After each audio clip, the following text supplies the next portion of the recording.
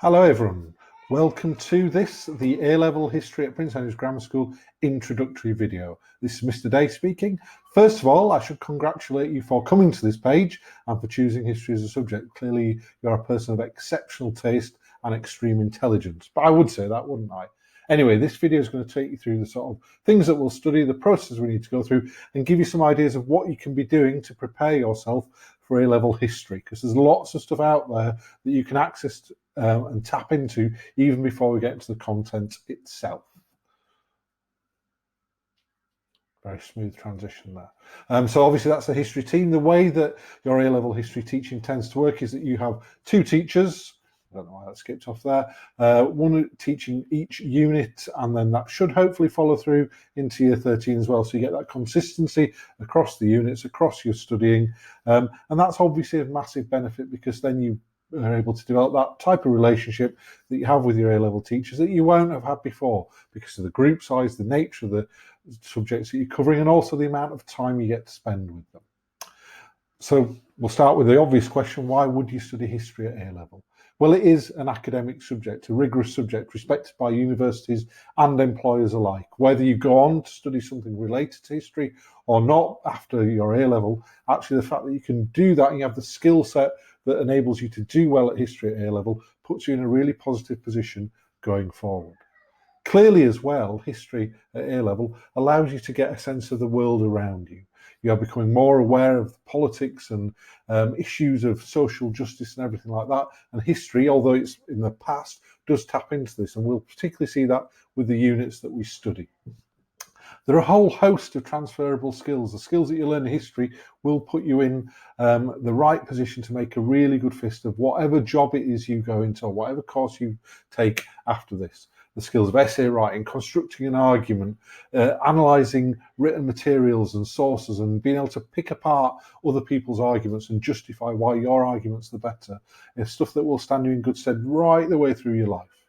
And as it says at point number 4, you don't have to become a history teacher. Clearly I am one, but I know that that's not the case. In the past, I have had other jobs, one of which was a journalist. So the skills I developed as a history student at A-Level and at university put me in the right position to really excel in that type of role. If you have me for history next year, you can always ask me why I'm now a teacher and not still a journalist. But more of that later. It's often a good subject as well to have a supplementary subject to sciences. Lots of students who do like 2 sciences, or maths and science and then history. History allows you to show that you've got a really broad sweep of skills, that if you're just sort of focusing on just the sciences, doesn't do. And in fact, you can write an essay, I always say, puts you ahead of so many other people. The fact that you can string together coherent sentences, paragraphs and arguments is really important. But above all else, what we hope is that you'll find history really interesting, and you'll find the content that we study relevant to you, and you'll be able to interlink it to your views of the world around you. So what do you study at A-Level? Well, there are 3 different units. Units 1 and Units 2 are the main taught ones, and we'll talk a bit more about those in a minute. Unit 3 is the independent research question, where you spend a lot of time honing the skills that you developed of research, analysis, arguments and everything like that to cover a topic across 100 years. Why would you study A-Level history with us? Well, clearly the results are good. The students who take it go on to make good progress, regardless of whether they've studied history before at GCSE or what grades they got at GCSE as well. You often find that students improve their grades from GCSE to A-Level because of the nature of the way that we study things. There are also lots of experienced teachers. I wouldn't like to add up the years of experience between us, but I know that I've got at least 16 years of teaching A-Level experience, so yeah, that's quite a lot. And also the fact that we already know you. If you are a Prince Henry student already, we know you, we know what works for you, and that relationship is key at A-Level. That's why sometimes leaving to the new pastures doesn't always work, because you need to be able to know when to sort of seek support, and the teachers need to know you and how best to encourage you to do your very best. And that support is key to that, making sure that you know if you're struggling with deadlines or you're finding a particular question difficult to address, that you can seek the support to make the very best of those different questions and different expectations. You will have 9 lessons a fortnight with us across Year 12 and Year 13. In Year 12, we'll teach you half of the units at 1 and 2 before beginning your NEA in the summer term. We'll use that summer term to prepare and research your NEA, and then in Year 13, we'll pick up and complete units 1 and 2, and you'll write your NEA in your own time. You will be monitored, and actually it's really achievable. The amount that you're expected to write isn't really all that much. And as I said earlier, you will keep the same teachers for both years. So Unit 1, you study Tsarist and Communist Russia from 1855 to 1964. The first thing you'll have spotted when I showed you briefly the units that we study is that we haven't looked at these before at any point, Key Stage 3, Key Stage 4, in any great depth. But these are really interesting and thought-provoking times that you'll be looking at. There's a whole host of change and the move from autocracy and how it collapsed and Russia became communist in this time period. So lots of things that you will be able to spot and see parallels with and show real interest in. Part 2 of Unit 1 is where we look at the Soviet Union from 1917 to 1964, ending up with the Stalinist dictatorship and what happened as a result of him dying. So we do get to watch things like The Death of Stalin, that fantastic satirical movie that was out a couple of years ago. Unit 2 is the making of modern Britain. Now you look at that and it goes up to 2007. So when we get into the second part of Unit 2, you'll notice things that you are familiar with that were in your lifetime. And that is really, really important and really useful.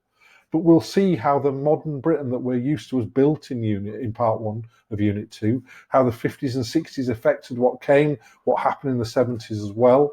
And then we'll build towards more modern times, ending with the era of New Labour, Tony Blair, Gordon Brown, all names and faces that you will recognise and you'll be able to place in the bigger context. And you will also be able to relate this into the sort of political things we see developing now. That's why a lot of students who study history also study politics as well, because the parallels and links are there at all times.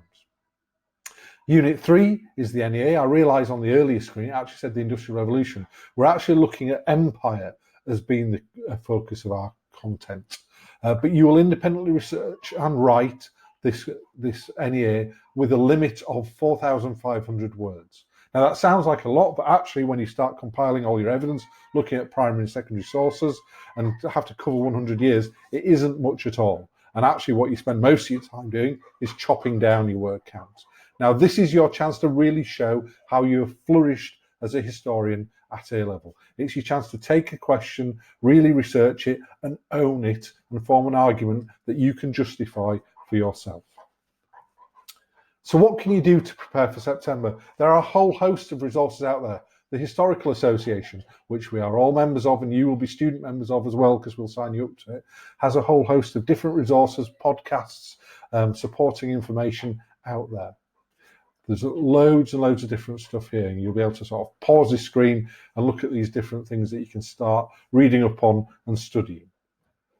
I'd also encourage you as well to go to the file store from AQA, which is the examining board that we use, just to develop a greater knowledge of what resources are out there. There'll be lists of books and all sorts of different things on there for you to access. I'm also a great believer in getting a sense of what things look like at that time. There's loads of resources out there, films, documentaries, TV programs, whether on Netflix, iPlayer, YouTube, whatever it is. Yes, we know they might not always be 100% accurate, but part of the thing of being a really good historian is that you're able to interrogate them and apply them to what your knowledge is. So it doesn't matter that they're not entirely true, but it gives you a sense and a sort of a picture of what things look like at that time. And I think that is absolutely invaluable. Please make sure you make the most of these absolutely excellent resources because they do really form the basis to what you're doing. And the more you know about what happened, the more the names of people, the issues, the events and things like that are in your mind, the more things will stack up and you'll start to see the links and you'll start to form a really accurate timeline in your mind. So get out there, have a look at all these different things. You can sit there with iPlayer on, listen to a podcast on BBC Sounds or watch a documentary for half an hour. Try and work out what it is that interests you in those different areas. Okay, that's all I've got to tell you. Make the most of your time to sort of get ahead of the curve and get as much information as you can embedded in your knowledge. because we really look forward to seeing you making the absolute most of this. History is a great subject. You will enjoy yourselves. We'll see you all really soon.